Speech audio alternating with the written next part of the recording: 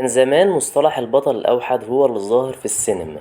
في فترة الخمسينات والستينات ما كناش نقدر نشوف أي أفلام فيها ثنائيات أو ثلاثيات، لحد ما ظهر سمير غانم وجورج سيدهم ومعاهم كمان الضيف أحمد عشان يكونوا لينا فرقة ثلاثي أضواء المسرح، عشان تكون أشهر فرقة ظهرت في تاريخ الفن المصري. وخلال الفترة اللي كانوا فيها قدموا لينا مسرحيات كتير. كلمة السر في نجاحها كانت خفة دمهم، لكن ده للأسف ما استمرش كتير. سنة 1970 توفى الضيف أحمد وانفصلت الفرقة. بعدها بسنين كتير ظهر 3 ممثلين تانيين، شيكو وهشام ماجد وأحمد فهمي. التلاتة كانوا بيدرسوا مع بعض في كلية الهندسة، وخلال فترة الجامعة كانوا بيعملوا أفلام فيديو من بطولتهم. عندك مثلا فيلم رجال لا تعرف المستحيل، اللي هو النسخة الكوميدي من فيلم الطريق إلى إيلات.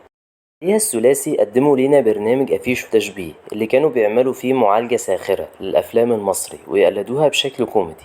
ما تيجي سنة 2008 ويعمل لينا الثلاثي أول بطولة ليهم في السينما بفيلم ورقة شفرة. الفيلم ده لسه عايش لحد النهاردة، وكلنا نقدر نقول إنها كانت بداية موفقة ليهم. مر نفس النجاح في فيلم سمير وشهير وبهير، اللي قدموا لينا فيه معالجة كوميدية لفيلم باك تو ذا فيوتشر. الفيلم كان كوميدي ومسلي وزود شعبية الثلاثي عند الجمهور. سنة 2012 يقدموا لينا فيلم كوميدي اسمه بنات العم. تخيلي لما تصحي من نومك وتلاقي نفسك قلبت راجل.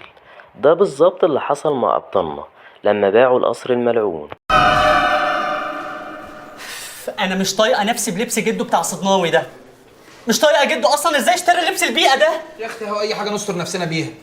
انا مش مصدقاكم بجد والله العظيم. بتتكلموا في ايه دلوقتي؟ خلونا الاول نطمن على ماما بطه. سنة 2013 يقرر الثلاثي إن هم يدخلوا لعالم الدراما التلفزيونية ويقدموا لينا مسلسل تحفة، مسلسل الرجل العناب، عشان يكون عندنا سوبر هيرو في مصر. المسلسل كان لطيف وخفيف، والتلاتة أبدعوا بشخصياتهم، بيرم وتيسير وعصفور. بعديها على طول في سنة 2014 يقدم لينا الثلاثي فيلم الحرب العالمية التالتة، اللي نقدر نقول عليه إنه النسخة المصري من فيلم نايت at the Museum. الفيلم حقق نجاح كبير أوي وقتها، لكن للأسف ده كان آخر أعمالهم، عشان ينفصل بعدها أحمد فهمي ويعمل لينا فيلم كلب بلدي اللي كان ناجح. ويكمل هشام ماجد مع شيكو بفيلم حملة فريزر اللي كان في نفس مستوى كلب بلدي. وفي سنة 2017 اجتمع أحمد فهمي مع أكرم حسني عشان يقدموا لينا المسلسل الناجح ريح المدام.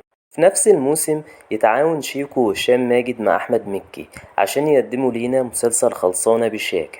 وللأسف المسلسل ما كانش حلو قوي وما كانش يليق بنجومه التلاتة.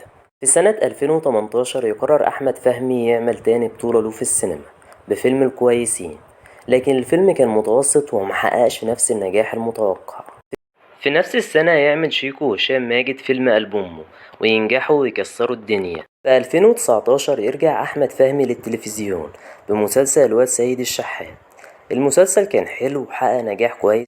في سنة 2020 يرجع شيكو مع هشام ماجد بمسلسل اللعبة، اللي كان طفرة في عالم الكوميديا، وكان كل اللي على السوشيال ميديا مندمجين مع المسلسل وحابين وسيم ومازو. نفس السنة ياخد أحمد فهمي خطوة غير موفقة ويعمل مسلسل رجالة البيت. المسلسل اللي معجبش الجمهور وقال عليه فاشل من أول حلقة في رمضان. تيجي سنة 2022 وينفصل هشام ماجد عن شيكو ويعمل فيلم تسليم أهالي مع دنيا سمير غانم عشان يحققوا الاتنين نجاح كبير بسبب الدويتو الناجح ما بينهم. في سنة 2023 يعمل أحمد فهمي مسلسل سر الباتع مع خالد يوسف. المسلسل كان متوقع له نجاح كبير، خصوصا انه متاخد من رواية يوسف إدريس، لكنه خيب ظن الجمهور من أول حلقة وما كانش في نفس المستوى اللي كان متوقعينه.